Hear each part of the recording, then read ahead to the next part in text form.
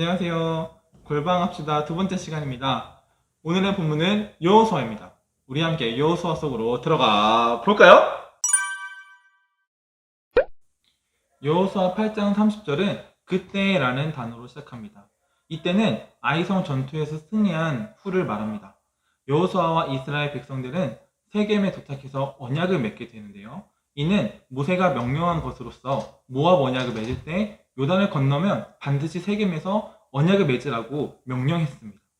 여호수아는 이 모세의 명령대로 모두 수행하게 되면서 35절이 마무리됩니다. 1장부터 8장까지 드라마틱한 장면이 많이 등장합니다. 요단강을 건너는 것, 여리고성 전투, 그리고 아이성 전투까지. 이 모든 과정은 세겜 언약을 위한 서막이었습니다. 여호수아서의 중요한 관심은 전쟁 그리고 승리가 아니라 바로 이 언약입니다. 이스라엘 백성들이 어떻게 하나님 편에 서서 언약에 충실하였는지를 설명하고자 합니다.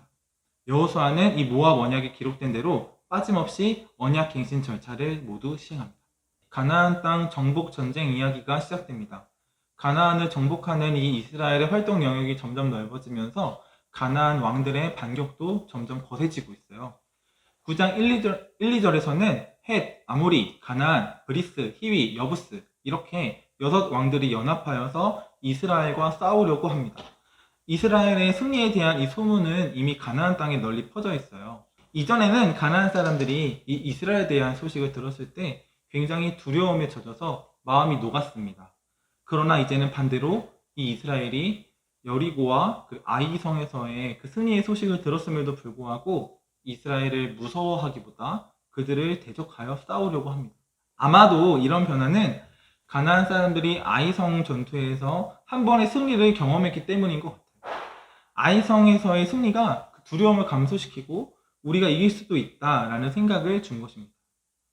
이 아이성에서의 패배는 이스라엘에게 범죄의 결과가 얼마나 큰지를 보여줘요.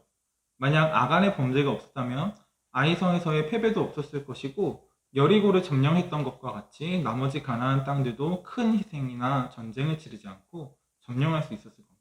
아마도 이런 변화는 가나안 사람들이 아이성에서 이스라엘에게 승리한 경험이 있기 때문인 것 같아요. 아이성에서의 승리가 두려움을 감소시키고 우리가 이길 수도 있다라는 생각을 하게 해준 것이죠. 아이성에서의 패배는 이스라엘에게 범죄의 결과가 얼마나 큰지를 보여줍니다. 만약 아간의 범죄가 없었다면 아이성에서의 패배도 없었을 것이고 여리고를 점령하였듯이 나머지 가나안 땅들도 큰 희생이나 전쟁 없이 점령할 수 있었을 거예요. 가나안 사람들 중 기브온 사람들은 예외적인 반응을 보여줍니다.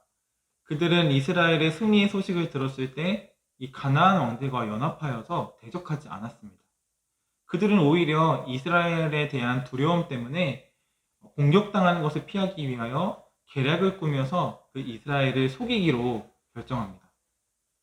지도를 보시면 아시겠지만 기브온은 예루살렘에서 북서쪽으로 9km 떨어진 곳으로서 아이성에서 그리 멀지 않은 곳에 위치했습니다. 그러나 이 기브온 사람들은 자신들이 멀리서 온 것처럼 꾸며서 여호수아를 속이고 이를 근거로 자기들을 진멸하지 않도록 그들에게 목숨을 구합니다. 오랫동안 먼 길을 여행한 것처럼 꾸민 그들은 여호수아와 이스라엘 사람들에게 가서 자기들이 먼 나라에서 왔다고 주장을 합니다. 그들은 이스라엘로부터 멀리 산다는 것을 근거로 조약을 맺으려고 하는데요. 기브온 사람들은 이스라엘과의 이 조약을 통하여 생존을 도모하려고 합니다.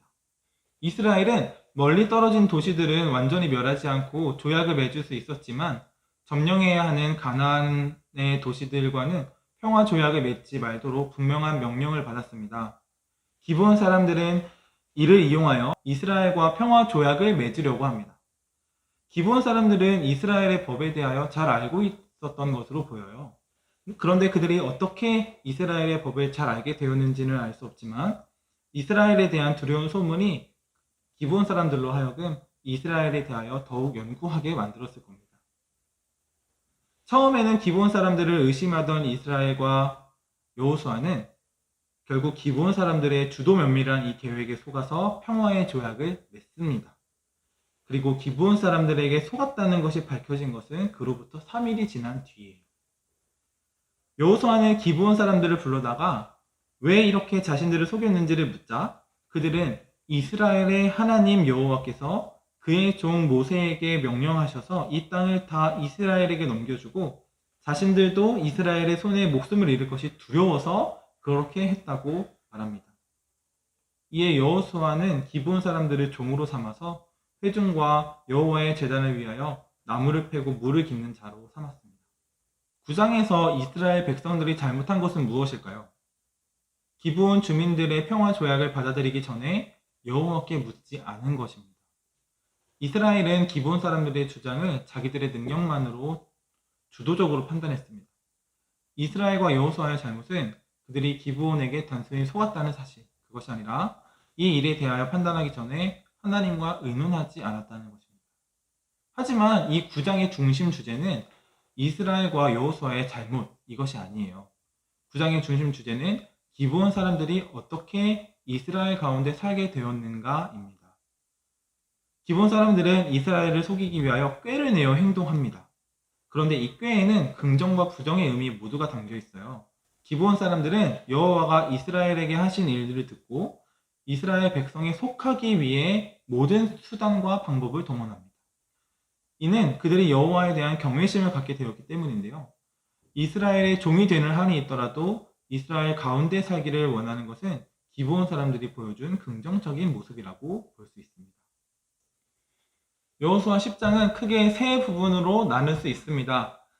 10장의 첫 번째 부분에서는 기브온을 공격한 5 동맹군이 어떻게 여호수아의 야간 기습 공격에 의하여 섬멸당하게 되었는지를 보여줍니다.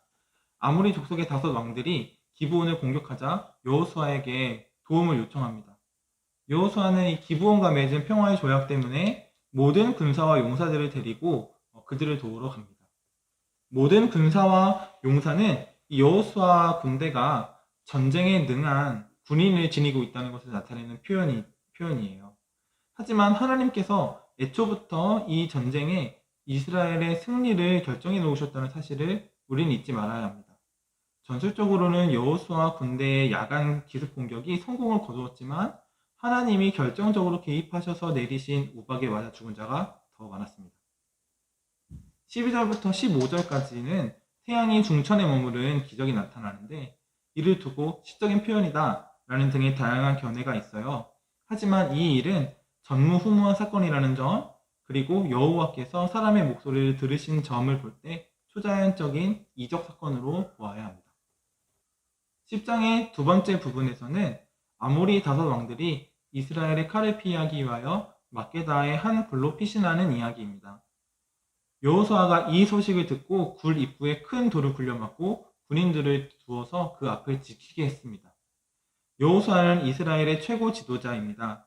하나님이 세우신 지도자의 명령을 따르는 것은 곧 하나님께 순종하는 것입니다.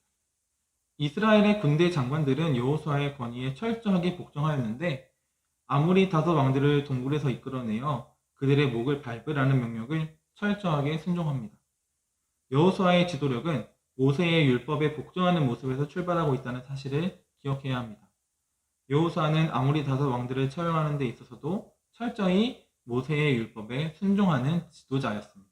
여호수아 10장의 세 번째 부분에서는 가나안 남부 지역을 향한 여호수아의 정복이 시작되는 내용입니다. 여호수아 군대는 막게다, 림나, 라기스, 에글론, 헤브론, 드빌 순서로 진격합니다. 몇 가지 다른 내용이 포함되어 있긴 하지만 어떤 왕에게 행한 것과 같았더라 라는 고정된 반복적인 어법을 사용하고 있어요. 10장의 마지막 부분에서 여호수아가 가나안의 남쪽 지방을 정복한 사건을 간단하게 요약하고 있습니다. 이스라엘은 여리고, 아이, 기브온과 같은 이 가나안 중부 지역을 이미 차지했고 이제는 막게다, 림나, 라기스, 에글론, 헤브론, 드빌과 같은 이 가나안의 남부 지역을 점령함으로써 이제는 가나안 북부 지역만 남겨놓게 된 상태입니다. 이스라엘이 가나안 땅의 상당 부분을 손쉽게 차지할 수 있게 된 것은 전적으로 하나님께서 이스라엘을 위하여 싸워주셨기 때문입니다. 마지막 42절은 20절의 결론적인 메시지입니다. 가나안 땅으로의 침략과 정복은 하나님의 인도와 섭리 가운데 진행된 것이며 그 과정 중에 일어난 모든 전쟁에서의 승리는 하나님의 선물이라는 것입니다. 여호수아 11장에서는 가나안 북쪽 지방 정복을 기록한 후에 16절부터 23절에 걸쳐서 여호수아가 정복한 모든 가나안 땅을 다시 한 번 더 요약합니다. 그리고 12장에서는 요단 동편과 요단 서편에 정복한 왕들의 목록을 다시 한번 나열하고 있습니다. 먼저 여호수아 11장에서 가나안 북쪽을 정복하는 이야기를 다룹니다. 도시국가 하솔의 왕 야빈이 주도하여서 마돈과 시므론 총 3개의 도시국가가 연합하여 이스라엘에 대항하기 위하여 메론 물가에 진을 칩니다. 이들 세 국가는 모두 평원 지역에 위치하고 있습니다. 그래서 주변의 다른 지역에 비하여 경제적으로 부유합니다. 뿐만 아니라 그들은 말과 병거, 즉 전차를 소유했습니다. 반면 여호수아가 이끄는 군대는 모두 보병들이었어요. 이들이 평지에서 전투를 할 경우에 전차 부대와 보병들이 전투를 치르게 된다면 전차 부대가 압도적으로 우위에 있습니다. 전투력으로는 이스라엘이 열세이지만 이스라엘은 하나님의 지시와 인도 아래에 놓여 있습니다. 이 전투는 하나님께서 개입하신 거룩한 전투입니다. 하나님께서 전쟁에 개입하신다는 것은 전투에 미치는 심리적 요인에도 영향이 있겠지만 무엇보다도 이스라엘 백성들의 행동을 결정합니다.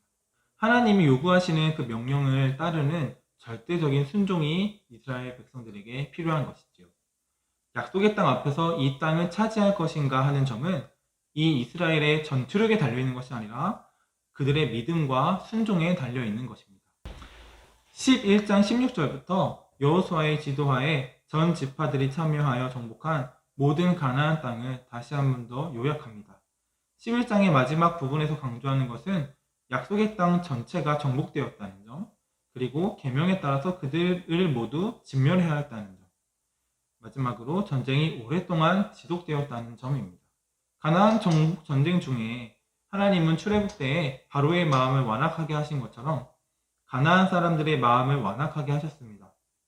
마음의 완악함이란 지혜의 부족으로 하나님의 역사, 계획과 섭리를 이해하지 못하는 어리석음을 말합니다. 이스라엘의 적들은 완악함으로 하나님의 징계를 자초하였습니다. 그리고 하나님의 크신 능력과 영광을 드러나게 합니다. 이것은 정복자에게 공적을 돌리지 않게 하려는 성경의 깊은 의도가 담겨 있는 것입니다. 11장의 마지막 부분에 이르러 산악지대에 살고 있는 거인 족속인 아낙 자손을 정복하면서 땅의 정복이 완성됩니다. 아낙 족속 정복의 배후에는 갈렙의 믿음과 같이 하나님의 약속과 은혜에 대한 철저한 신앙과 순종이 숨어 있습니다. 12장 1절부터 6절에서는 요단 동편에서 이스라엘 백성이 정복한 왕들의 목록을 정리하고 있습니다. 그리고 요단 동편의 땅의 규모를 설명하고 있습니다. 이어지는 7절부터 24절에서는 요단 서편에서 정복된 왕들의 목록을 다시 한번 정리하고요. 이스라엘이 정복한 도시들도 열거하면서 정복의 역사가 완성되었음을 보여줍니다. 여호수아 1장부터 12장까지는 가나안 땅의 정복 역사를 보여주며 하나님의 약속이 실현되었음을 보여줍니다. 이 약속은 창세기에서 아브라함에게 주셨던 언약이며 출애굽기에 기록된 것처럼 모세를 통하여 확인하시고 성취하기 시작하셨던 언약입니다. 이 언약이 마침내 이루어진 것입니다. 여호수아 13장 1절은 여호수아가 나이가 많아 늙음에 라는 말로 시작합니다. 하지만 아직 이스라엘 백성들이 정복해야 할 땅이 남아있다고 말하고 있습니다. 그리고 하나님은 그 땅을 이스라엘에게 넘겨줄 것을 약속하고 그 땅을 정복하여 분배하여서 기업이 되게 하라고 명령하십니다. 이는 여호수아에게 주신 새로운 사명입니다. 여호수아는 이제 늙어서 전쟁을 직접 이끌 만한 힘은 없습니다. 이제 여호수아가 해야 할 일은 요단 서편의 땅을 백성들에게 분배하고 조정하는 일입니다. 이 일이 가나안 도시들과 직접 전쟁하는 것보다 더 어려울 수 있습니다. 이렇게 여호수아에게는 중요하고도 어려운 일, 그리고 원래 그가 맡았어야 할 일이 주어졌습니다. 13장 8절부터는 요단 동편의 기업 분배에 대하여 다룹니다. 이 요단 동편 땅의 분배는 이미 민수기 32장에서 르우벤 족속과 갓 족속의 요청으로 인하여 모세에 의하여 이루어졌습니다. 가축을 많이 기르던 두 지파는 목축을 위하여 요단 동편의 땅 분배를 요청합니다. 그리고 거기에 안주하지 않고 이어지는 요단 서편의 정복 전쟁에서도 동참을 하게 되지요. 이렇게 여호수아 13장은 요단 동편의 땅 분배까지를 다룹니다. 그리고 이어지는 14장에서는 제사장 엘르아살과 여호수아의 주도로 인하여 요단 서편 땅의 분배를 다루게 됩니다. 요단 동편의 두 지파 반이 이미 분배를 받았고 나머지 9지파 반이 제비뽑기를 통하여 땅을 분배받습니다. 레위 지파가 기업을 분배받지 않지만 요셉의 자손이 므낫세와 에브라임 두 지파로 나뉘면서 요단 서편의 땅도 9지파 반 지파가 땅을 나누어 분배받게 됩니다. 가장 먼저 유다 지파의 기업 분배가 나타나는데요. 많은 분들이 너무나 사랑하시는 그 말씀이 등장하죠. 14장 12절에 그날에 여호와께서 말씀하신 이 산지를 지금 내게 주소서라는 갈렙의 고백이 나옵니다. 이렇게 유다 지파의 땅 분배를 시작으로 14장부터는 요단 서편의 땅 분배가 계속되게 됩니다. 여러분, 저는 여호수아와 갈렙하면 담대함이라는 단어가 먼저 떠오릅니다. 여호수아 큐티, 담대하게 해봅시다!